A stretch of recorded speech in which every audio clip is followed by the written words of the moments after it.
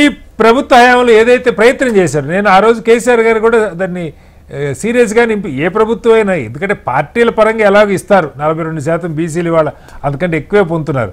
కానీ అదేదో పార్టీల దయాదాక్షాలు కాకుండా చట్టం రీత్యా మనకు ఉండే హక్కుగా తీసుకోవాలని కోరుకుంటారు. ఇప్పుడు మీరు 42-50% ఇస్తానన్న బీఆర్ఎస్ వచ్చి బీఆర్ఎస్ కేసీఆర్ గారి దగ్గర సీట్ అడుక్కోవాలి, లేదంటే రేవంత్ రెడ్డి గారి దగ్గర పోయి సీట్ అడుక్కోవాలి. బీసీలకి ఈ సమస్య వద్దు, మేము దర్జాగా నిలబడతా ఉంటాకి ఈ రిజర్వేషన్ ఉండటం అవసరం అవుద్ది. అయితే మీ హయాంలో ప్రయత్నం చేశారు, కుదరలేదు, సీరియస్గానే ప్రయత్నం చేశారు. ఇప్పుడు కాంగ్రెస్ ఒక జీవో తెచ్చింది, ఒక కసరత్తు చేసింది బీసీ కులగండ ఒక డెడికేటెడ్ కమిషన్ ద్వారా. ఎలా అర్థం చేసుకుంటారు ఒక బీసీ బిడ్డగా? స్వాగతిస్తున్నామండి, తప్పకుండా. ఇప్పుడు వారు ఇచ్చిన మాట మీద నిలబడి ఇచ్చిండ్రు అని అంటున్నారు. దీంతో పాటు ఇంకా చాలా మాటలు ఇచ్చారు బీసీల కోసం. ఒకవేళ నిజంగా బీసీల కోసం అధికారంలోకి వచ్చిన తర్వాత అమలు చేస్తే ఈ పార్టీకి మాట్లాడే మిత్రుడు మహేష్ కూడా కార్పొరేషన్ పదవుల్లోనో లేకపోతే కేబినెట్ హోదా ర్యాంకు కార్లోనో తిరగాల. బడ్జెట్ లో కూడా మామూలుగా నిధుల కోసం హామీ ఇచ్చారు. మరి బడ్జెట్ లో 2 బడ్జెట్లు పెట్టేది ఇంతవరకు ఇవ్వలేదు. సరే, కొన్ని చేసి కొన్ని చేయకపోయినా మొత్తానికి మాత్రం ఇప్పటి వరకు రేవంత్ రెడ్డి గారి కాంగ్రెస్ గారి చేతిలో ఉన్నాయి, చేయలేకపోయినా ఈ 42% రాజకీయ లబ్ధి కోసం కానీ ఇంకొక కారణం కానీ జీవో అయితే ఇచ్చింది. ఈ జీవోని నిలబెట్టి ఎంతవరకు కాపాడి దీన్ని ఇంప్లిమెంట్ చేసి ఎన్నికలు నిర్వహిస్తారు, రాజకీయంగా బీసీలకు లబ్ధి చేకూరుస్తారు అనేది చూద్దాం. ప్రత్యక్షంగానో పరోక్షంగానో వీళ్ళనో వాళ్ళనో ఈయనపోతే ఆయనపోతే బీఆర్ఎస్ నాయకుడు పేరు పెట్టడం కాదు.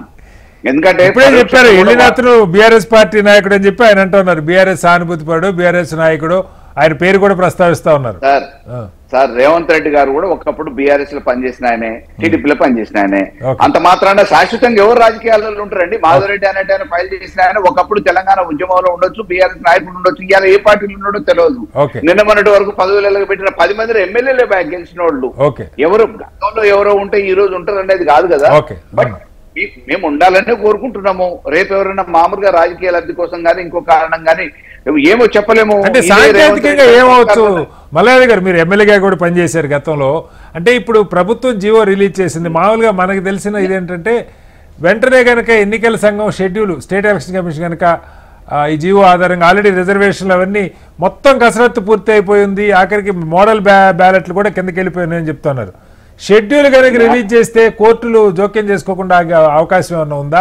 అంత వేగంగా మనం ఎన్నికల సంఘం నుంచి ఎక్స్పెక్ట్ చేయొచ్చా? న్యాయ నిపుణుల వ్యాసాలు చాలా చూసినామండి.